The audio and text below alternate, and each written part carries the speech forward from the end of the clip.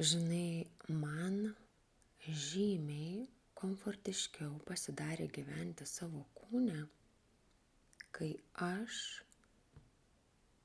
į viską pradėjau žiūrėti ir suvokti per energijos prizmę. Kad aš esu energija, kad per mane prateka energijos, kad kūnas yra supresuota energija, materija, kurią galiu paliesti, bet kuris turėtų gebėti per save praleisti energijos, kurios kunkuliuoja mano viduje emocijų pavidalu. Nes emocijos irgi yra energijos, tik tai jos vibruoja kitais dažniais. Kūnas yra laidininkas. Jeigu kūnas geba per save praleisti skirtingo dažnio energijas, ką reiškia praleisti? Mūsų žodžiais kalbant, prajausti. Leisti sau jausti, kas jaučiasi kūne, kai aš jaučiu kažkokią emociją. Kai mes leidžiame sau prajausti, tai kūno pojūčių lygyje mes per save tą emocijos energiją praleidžiame. Tada niekas mūsų kūne neužstringa. Energija teka savo ritmu, nes kas kyla mumise, tas turi būti pro mus praleista.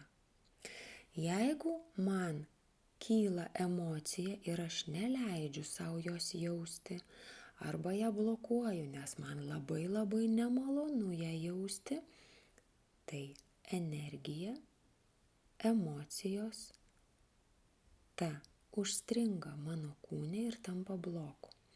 Jeigu aš vis sau kažko neleidžiu prajausti, tai ta emocijų energija patampa tokiu sumuštiniu jau kažkokioje mano kūno vietoje, o iš fizikos mes žinome, kad supresuota energija tampa materija. Iš čia atsiranda akmenukai, augliukai, cistos, simptomai, ligos. Taigi, jeigu noriu būti sveika, aš per savo kūną turiu prajausti viską, kas jame kyla. Kad kūnas lengviau praleistų per save jam nemalonias energijas, jis turėtų būti atsipalaidavęs. Man patinka toks